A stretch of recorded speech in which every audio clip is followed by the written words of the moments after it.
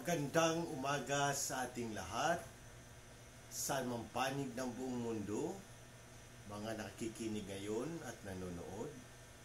Atin naman pakinggan ang mabuting balita ng Panginoon ayon kay San Mateo.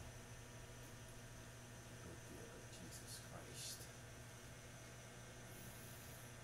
Noong panahong iyon, lumapit kay Jesus ang mga alagad ni Juan Bautista at ang wika, "Malimit kaming mag-ayuno, gayon din ang mga Pariseo. Bakit po hindi nag-aayuno ang iyong mga alagad?" Sumagot siya, "Maari bang magdalamhati ang mga panauhin sa kasalan habang kasama nila ang lalaking ikinasal? Kapag wala na siya, saka pa lamang sila mag-aayuno. Walang magtatagpi ng bagong kayo sa isang lumang kasuotan, sapagkat mababatak nito ang tinagpian, at lalong lalaki ang punit. Wala ring nagsisilid ng bagong alak sa lumang sisidlang balat. Kapag gayon ang ginawa, puputok ang balat, matatapon ang alak, at mawawasak ang sisidlan. Sa halip ay isinisilid ang bagong alak sa bagong sisidlang balat, at sa gayoy, kapwa nagtatagal ang mabuting balita ng Panginoon. Pagnilayan natin bilang Romano Katoliko, sa ating ebanghelyo ngayon, tinatalakay ni Jesus ang kahalagahan ng pagbabago at bagong simula. Ang mga alagad ni Juan Bautista ay nagtatanong kung bakit hindi nag-aayuno ang mga alagad ni Jesus. Ang sagot ni Jesus ay puno ng kahulugan at pagsasalamin. Una, bagong alak sa bagong sisidlan. Inihalintulad ni Jesus ang bagong katuruan at bagong buhay na dala niya sa bagong alak na kailangan ilagay sa bagong sisidlan. Sa ating buhay, ito ay nagsasabi na ang biyaya at mga aral ni Kristo ay nangangailangan ng bagong puso at bagong kaisipan.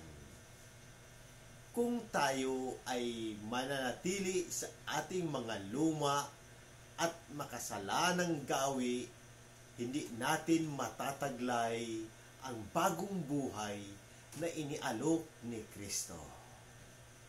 Pangalawa, ang pag-aayuno at pagdiriwang.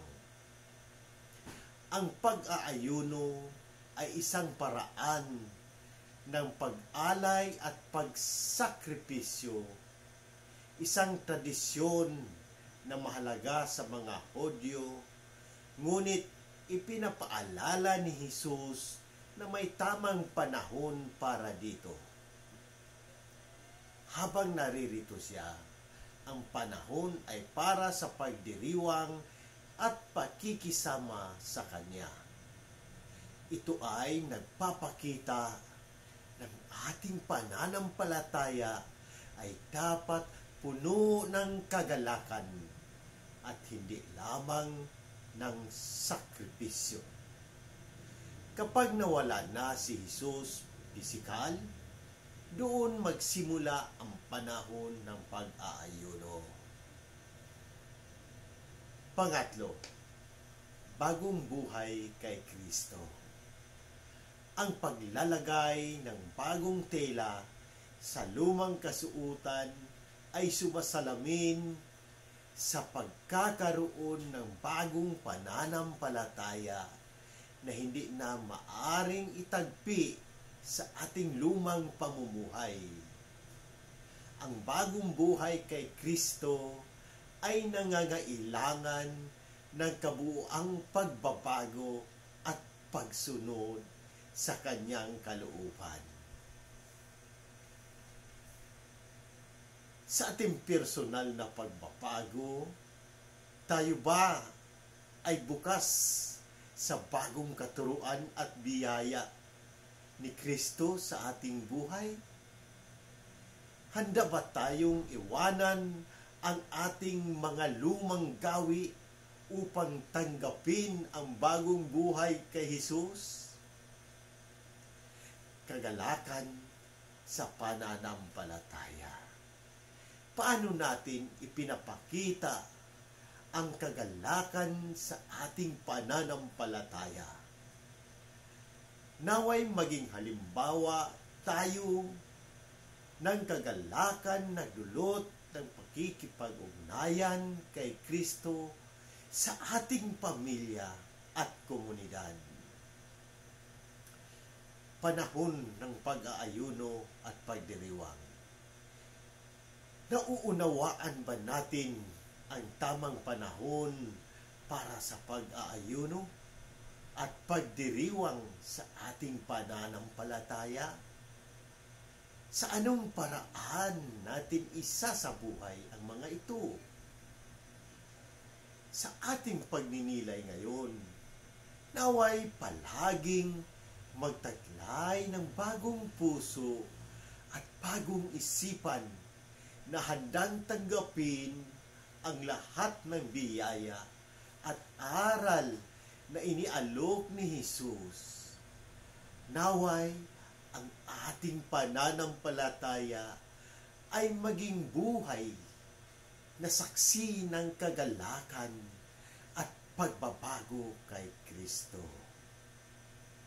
Amen.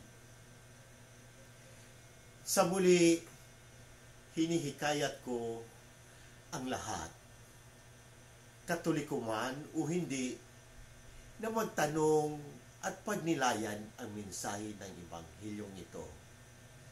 Kung may mga katanungan kayo tungkol sa pananampalataya, ang ating simbahan, o sa anumang aspeto ng ating buhay, bukas ang aking puso na sagutin ang mga ito. Sama-sama nating pagnilayan at pahalagahan ang habag at pag-ibig ng Diyos na ipinapahayag ni Jesus sa Ebanghilyong ito. Sa pamamagitan ng ating mga gawain at salita, naway maging daluyan tayo ng habag at pagmamahal ng Diyos sa lahat ng tao. Amen.